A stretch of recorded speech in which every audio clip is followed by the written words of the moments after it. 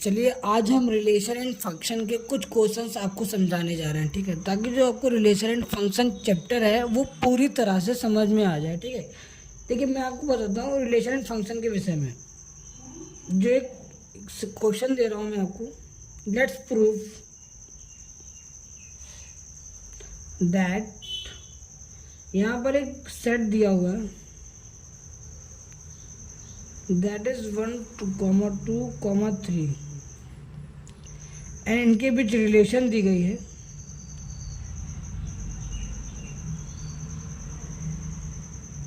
1 1 2 2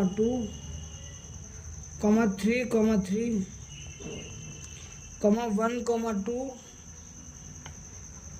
2 3, ठीक है। और आपको प्रूव कर रहा है इसमें कि ये क्या है, कि जो रिलेशन दी गई है ये रिफ्लेक्सिव है, सिमेट्रिक है,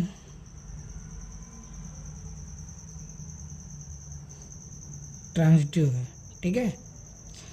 देखिए मैंने आपको बताया इसमें कि आपको एक सेट दिया गया है, यहाँ पर सेट दिया गया 1 2 3, फिर आपको रिलेशन। आपको हमेशा इन सवालों में जब आप रिफ्लेक्सिव, सिमेट्रिक या ट्रांजिटिव में कोई भी चीज़ निकालनी होगी तो सबसे पहले आपको रिलेशन पर ध्यान देना है कि रिलेशन क्या दिया गया है। कभी कभी आपको रिलेशन ऐसे दे देगा, कभी कभी आपको रोस्टर मेथड के द्वारा रिलेशन डिफाइन कर देगा। तो आपको ये जो मैंने निकाला है रिजल्टेंट, इसको भी निकालना पड़ सकता है। मैं आपको ये चीज़ नेक्स्ट जो क्वेश्चन होगा मैं उसमें समझाने की कोशिश करूँगा, ठीक है। तो मैंने आपको सेट दे दिया, रिलेशन दे दिया। रिफ्लेक्सिव की कंडीशन मैंने आपको बताई थी, जैसे कि ए कॉमा ए होना चाहिए, जहाँ पर बोथ क्या करें, आर में कंटेन करते हो।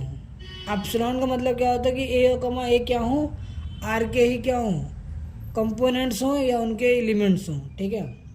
तो आप देख पा रहे हैं कि 1 1 2 2 3 3 ये तीनों के तीनों क्या कर रहे हैं, रिलेशन में होल्ड कर रहे हैं। तो ये रिफ्लेक्सिव हो जाएगा, नहीं हो जाएगा, हो जाएगा, ठीक है। फिर मैं सिमेट्रिक की बात करता हूँ। सिमेट्रिक की कंडीशन मैंने आपको बताई थी कि ए कॉमा बी होना चाहिए, बिलोंग्स टू आर, या B comma A belongs to are.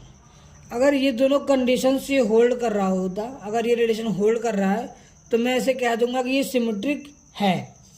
पर देखिए 1 के लिए 1 का रिलेशनशिप इन्होंने 2 से बनाया है, बट 2 का रिलेशनशिप उल्टा 1 से नहीं बनाया है, तो ये क्या हो जाएगा, सिमेट्रिक नहीं होगा, ठीक है। फिर मैं ट्रांजिटिव की बात करता हूँ। ट्रांजिटिव का भी सिंपल सा रूल है कि ए कॉमा बी है तो ये बिलोंग्स करना चाहिए आर में, बी कॉमा सी बिलोंग्स करना चाहिए आर में, तो ए कॉमा सी भी क्या करना चाहिए, बिलोंग करना चाहिए आर में, ठीक है। ये आर रिलेशन है, रियल नंबर्स नहीं है, इनको ध्यान रखिएगा, ठीक है। अगर आप जब भी सवाल लगा रहे हो, अगर रियल नंबर जैसा कोई उन्होंने आइडेंटिफिकेशन क्लियर दिया है उसमें, तो आप आर स्टार का इस्तेमाल कर सकते हैं रियल नंबर्स में, ठीक है। तो मैंने आपको रियल फंक्शन बता दिया। तो ए कॉमा बी बिलोंग्स करना चाहिए रियल रिलेशन में, फिर बी कॉमा सी बिलोंग्स करना चाहिए रिलेशन में, फिर ए कॉमा सी भी क्या करना चाहिए, बिलोंग करना चाहिए रिलेशन में।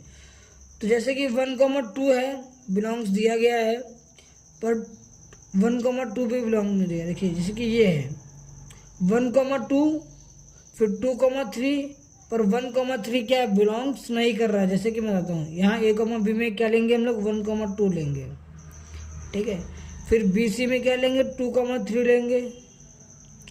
ये दोनों क्या कर रहे हैं, एलिमेंट हैं रिलेशन के, बट 1 3 1 मैंने यहाँ से ए यानी कि यहाँ से 1 लिया, सी यानी कि यहाँ से जो बी कॉमा सी था 3 यहाँ का ले लिया, बट ये क्या कर रहा है, कंटेन नहीं कर रहा है कहाँ, रिलेशन में। अगर ये करता तो मैं कहता कि ये ट्रांजिटिव है, पर ये कंटेन नहीं कर रहा है तो मैं कह रहा हूँ ये ट्रांजिटिव नहीं है, ठीक है। इसमें अगर कोई भी दिक्कत आपको आ रही है, ये इसका बेसिक है और यही सबसे आसान तरीका है इसे समझाने का। इससे आसान तरीका अगर कोई भी होगा तो मैं आपको वीडियो बनाकर बता दूंगा, ठीक है। फिर आगे बढ़ते हैं। इसके लेकर कुछ क्वेश्चंस मैं आपको करा देना चाहता हूँ ताकि जो समस्या आपके मन में आ रही हो वो पूरी तरह से निपट जाए, ठीक है। जैसे कि मैंने आपको एक सेट दे दिया, सेट दिया मैंने, क्या दिया सेट में, सेट ए नाम दिया उसको, उसमें आपके एलिमेंट्स पुट कर दिए 1, 2, 3, ऐसे करते करते 14 तक। सिर्फ 14 तक क्या किया मैंने, इसमें नेचुरल नंबर्स पुट कर दिए। इनके बीच एक रिलेशन दी थी मैंने, रिलेशन क्या दिए मैंने, रिलेशन में आपको दूंगा इस बार रोस्टर मेथड से, ठीक है।